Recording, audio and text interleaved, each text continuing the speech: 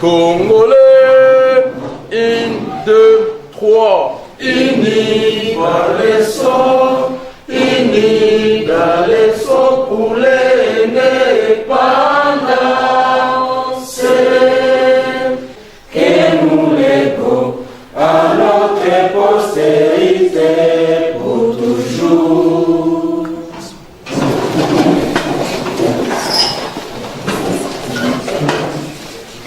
Nous avons voulu organiser une tribune d'expression populaire à Kiwanja avec la population dans le but d'amener la population en général et la jeunesse en particulier, de voir comment est-ce qu'ils peuvent s'approprier le processus électoral par la voie qui est démocratique, celle de revendiquer le droit aux élections. C'est ça l'objectif de cette tribune d'expression populaire qui va très bientôt commencer sous la thématique l'expression démocratique pendant les élections, l'expérience d'ici à territoire de Rutshuru et d'ailleurs. Nous avons deux intervenants, vous les connaissez.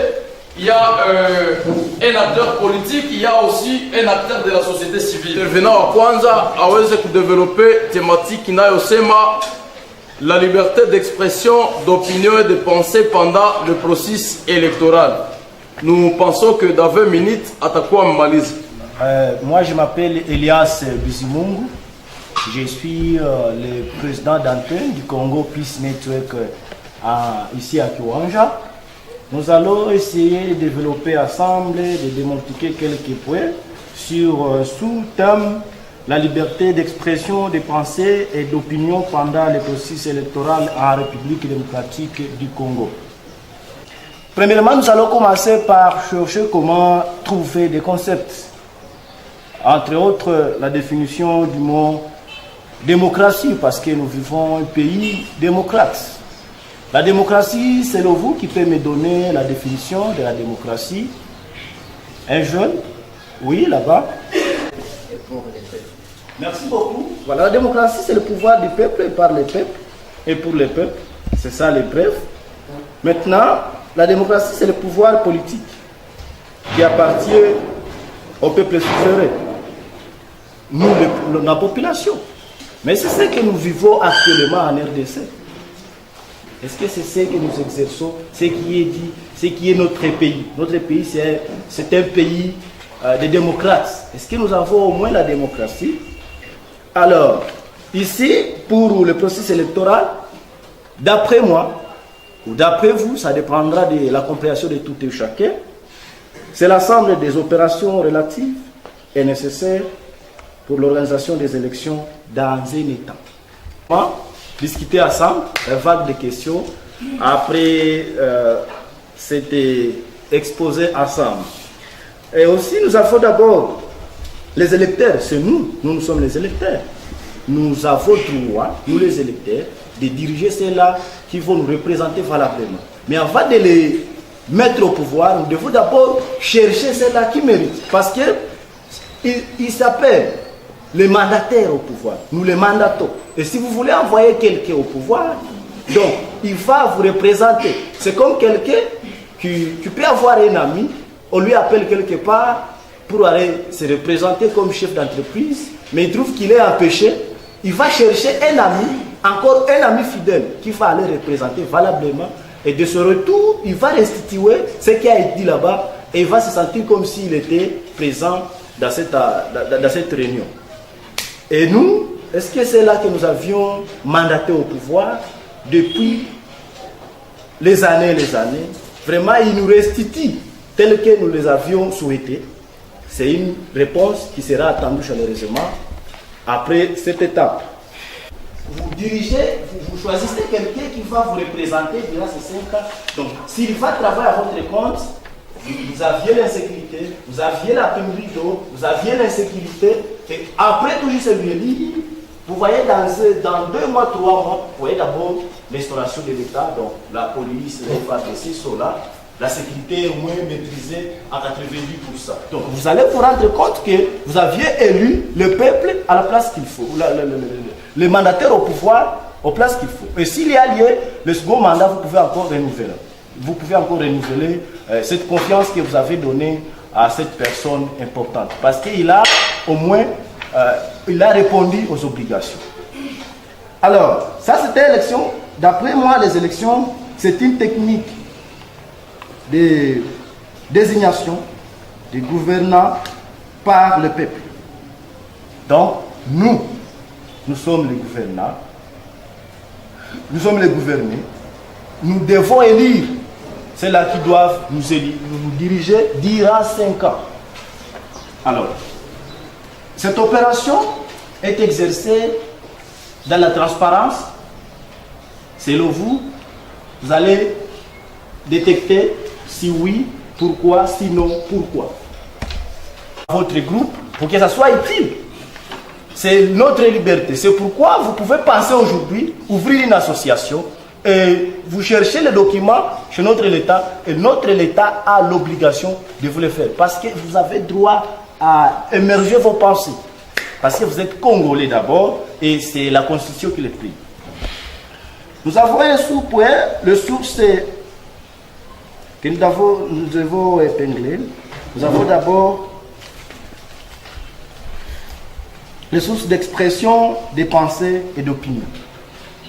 D'abord, vous devez avoir les sources. Nous devons chercher les sources de pensée ou d'opinion. La liberté de penser, c'est l'article 22 de la Constitution. Le 18 février 2006, qui la garantit. Donc la Constitution, elle est modifiée du jour au jour selon nos mandataires au pouvoir, mais il y a des articles là qu'on n'avait pas révisés.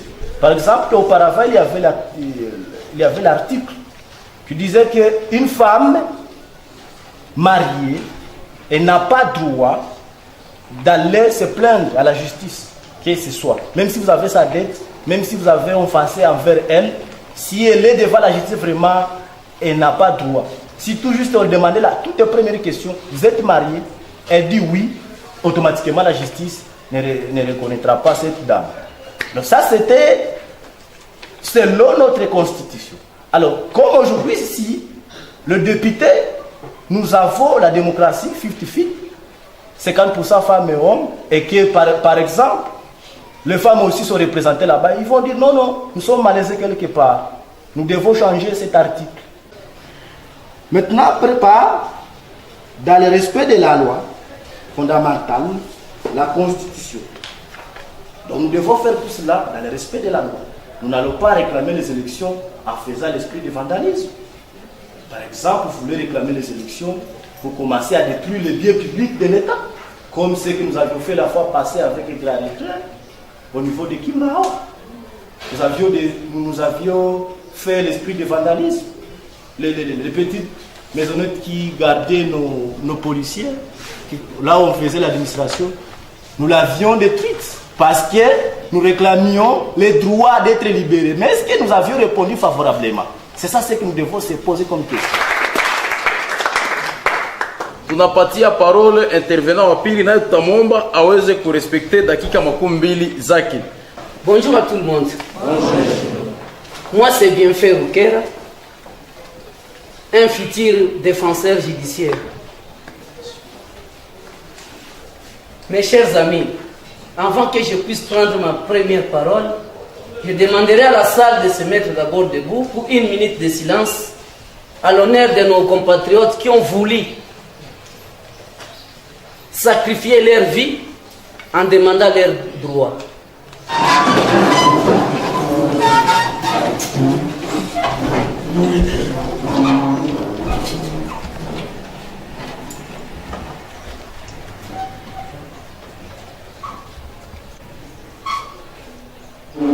Merci.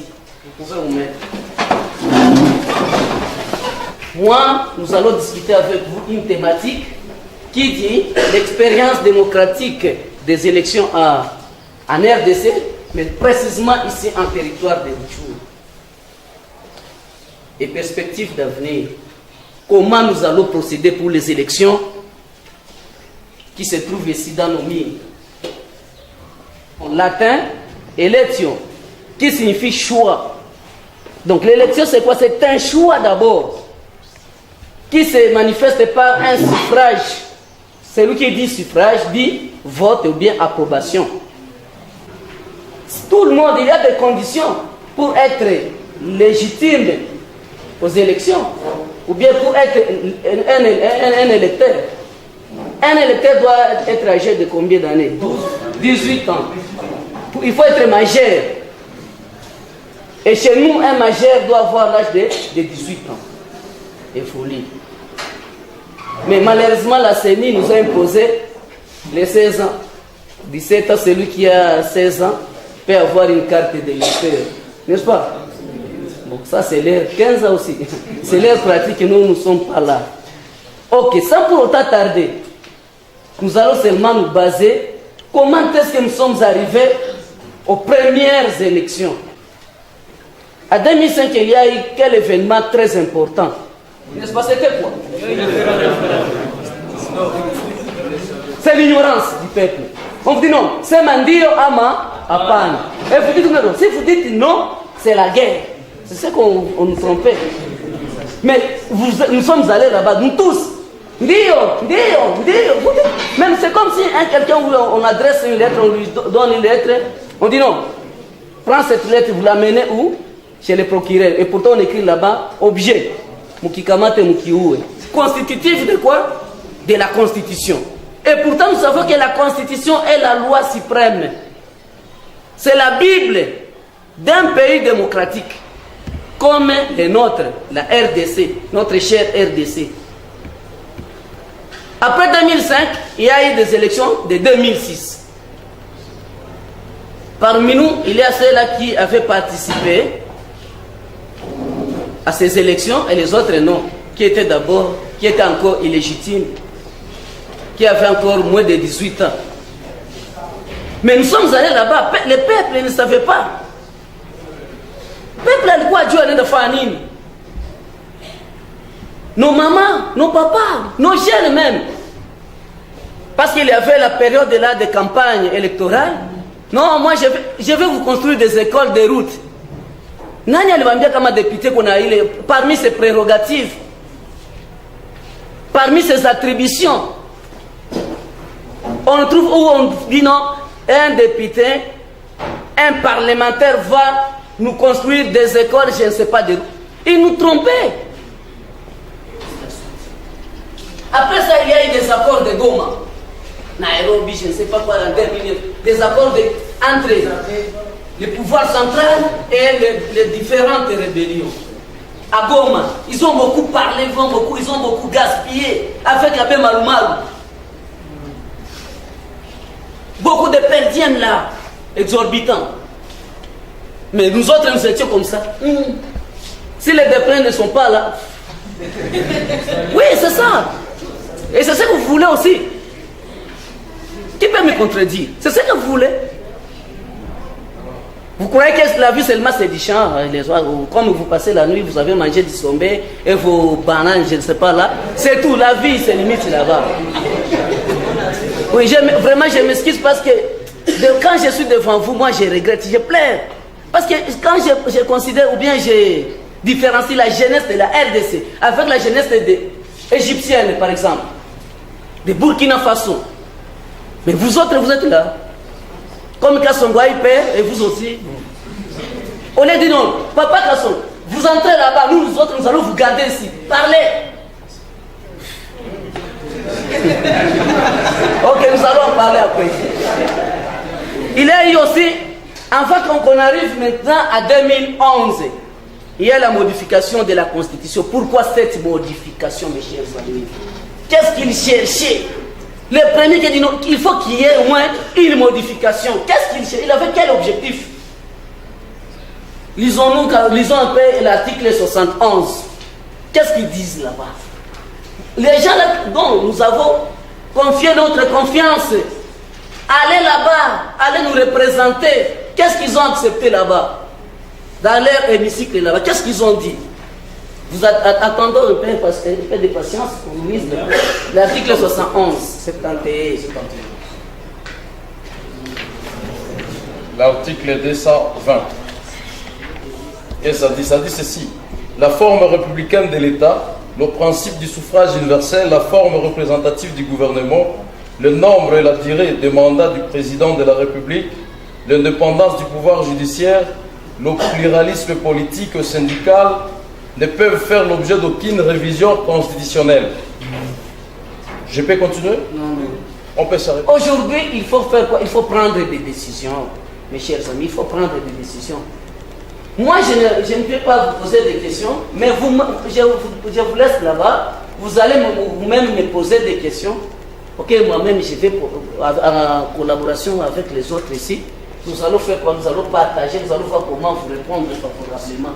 Parce que la salle ici, dans la salle, il y a ceux-là qui savent beaucoup, plus que celui qui vous parle. Et nous allons partager et espérons que la salle ne va pas rester comme ça, morte. Nous allons tous réfléchir. J'ai dit et je vous remercie.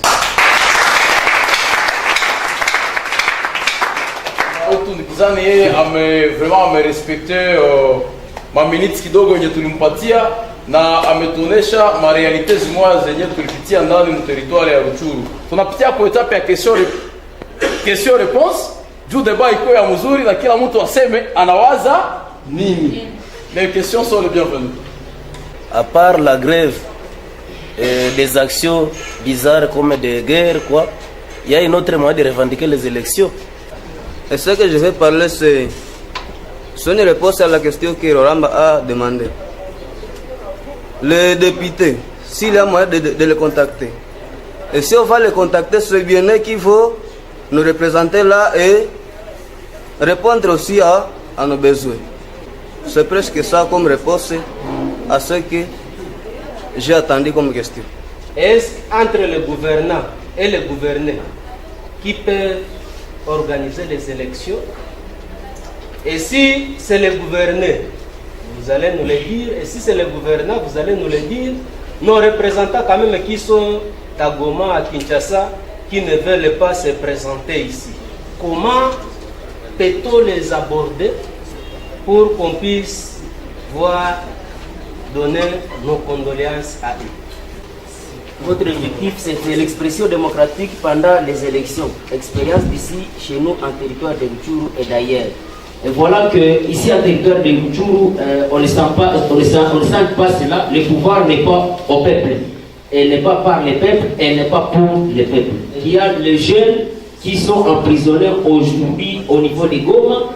Et ils étaient dans la revendication de leurs droits.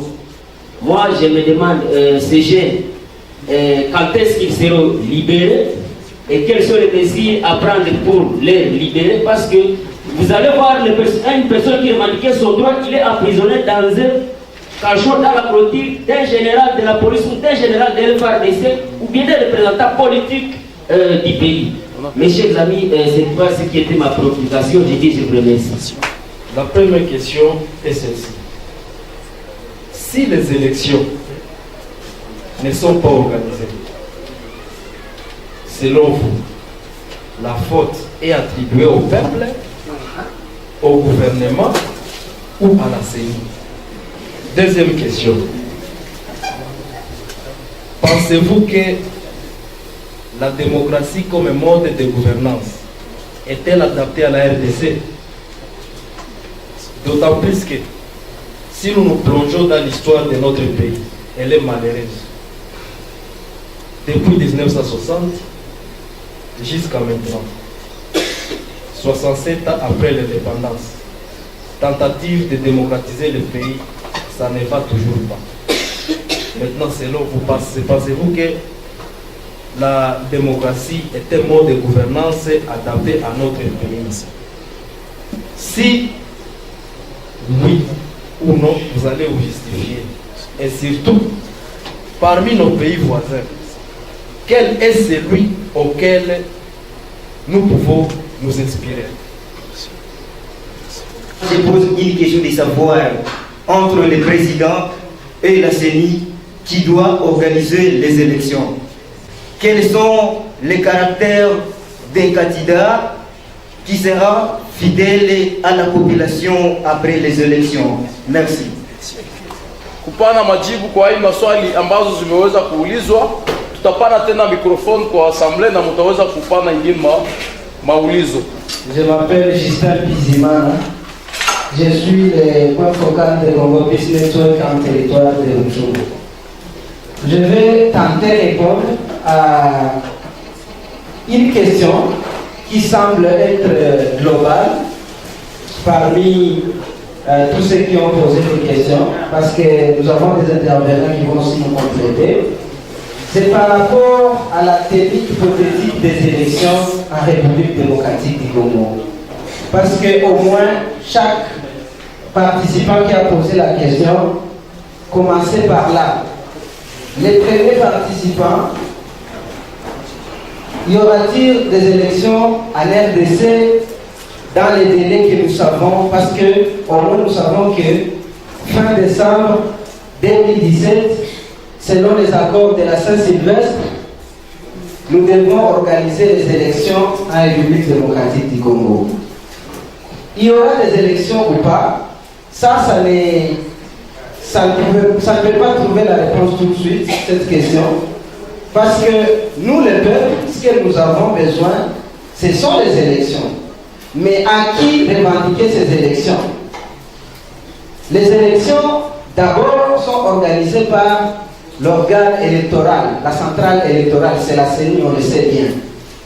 Mais de l'autre côté, les peuples doivent mettre une pression sur tous ceux qui sont censés financer ou faire organiser les élections pour que les élections se tiennent normalement.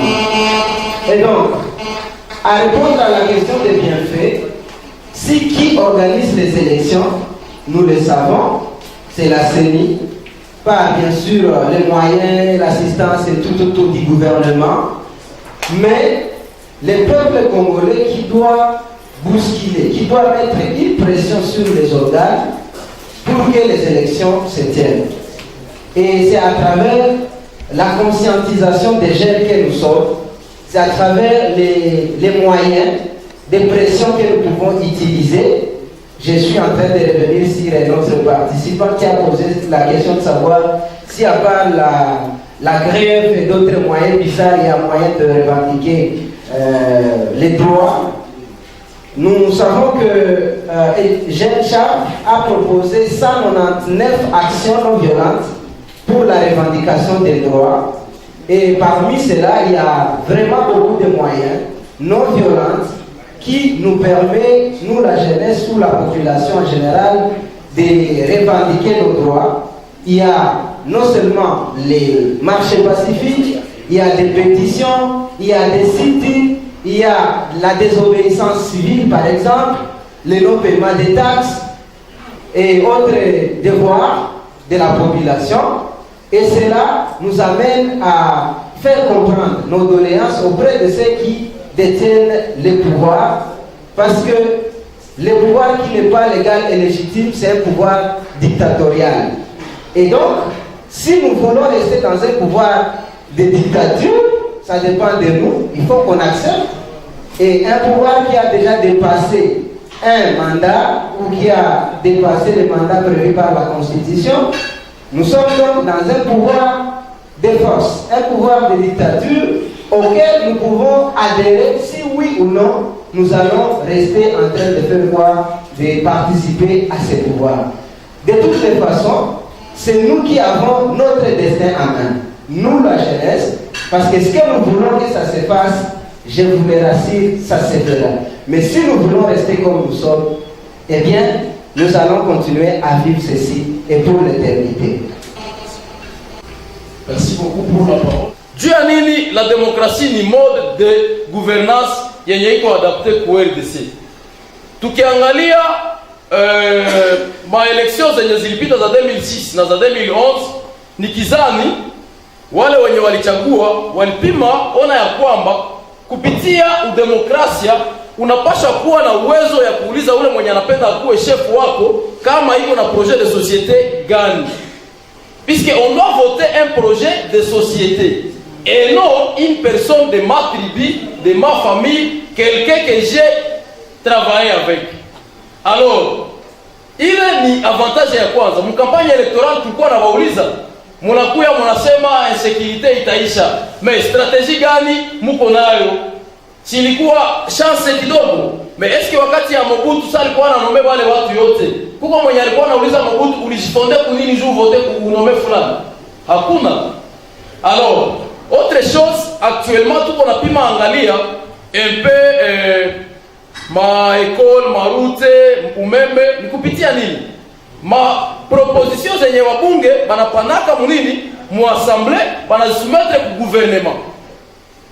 Ni moi les manifestations publiques zenye zitaporter atteinte kwa bien public de l'État par rapport à la société civile. Est-ce qu'il faut détruire les constructions qui sont déjà faites? On ne doit pas faire ça. Mais yote inapasha pitika dans le respect de la loi, de l'ordre public et de bonnes mœurs. Est-ce que uko inji mu region yenye iko un peu démocratique? Si ndio? Ilikuwa question moja yenye ndugu aliuliza. Mimi nadhani sijui kama société civile haiwezi kupatia hata exemple. Puisqu'il y a des pays de la sous-région mwenye wanafanyaka élection mais zenye hazikuwa réellement démocratique, libre et crédible. C'est comme au Rwanda, on organise les élections. Mais est-ce que zinawaka libre? Tout le monde connaît. Est-ce que là on a la liberté d'expression? Unaingiaka mbisi wewe peke unakuwa bon. Tanzanie ndio modèle. Puisque là le président mwenye alitoka Jakaya Kikwete leo ni recteur wa université. Quel est ce président mwenye alisikia kwenda kuwa professeur d'université? Na alikuwa rais. Iko. Et mais c'est un exemple qu'il faut donner. Alors nous pensons que nous entrons à la deuxième vague de questions. J'avais quelques éléments de réponse. Nous n'avons pas dit à tête neno. Ok, merci. Une démocratie qui me toque en balle. Si je prends par exemple la loi numéro 71/006 du 29 octobre 1971, c'est le jour où la RDC, Mobutu avait encore baptisé la RDC comme les Zaïre. Avec cette date, avec cette loi, Mobutu a pris tous les pouvoirs dans ses mains. Et tous les pouvoirs sont devenus de simples conseils. Au lieu de nous parler du pouvoir législatif, on parlait du conseil législatif, du conseil exécutif et du conseil judiciaire. Mais il ne s'est pas arrêté jusque-là. Avec la loi, donc avec la loi numéro 73, barre 014 du 5 janvier 1973, tous les pouvoirs, Mobutu avait le pouvoir de diriger, avait la force, avait la légitimité de diriger tous ces pouvoirs naturels. Mobutu avait le pouvoir législatif, exécutif et judiciaire. Il avait le droit de faire d'éditer la loi. Il avait le pouvoir de nommer le premier ministre, et même tous les ministères de les révoquer n'importe quand. Le système là de contre-signe qui a créé la confusion entre Lumumba et Kasavubu, qui dit que toutes les activités, toutes les actions du président doivent être contre-signées par son premier ministre.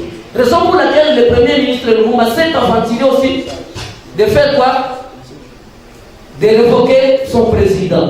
Mais Mobutu a tout cassé. Mais avec ce que nous appelons perestroïka, avec ces gens-là de perestroïka qui est venu faire quoi? Répondre à tous ces problèmes-là démocratiques. Et ces pays-là, qui sont la France, entre les États-Unis, ont fait pression à Mobutu.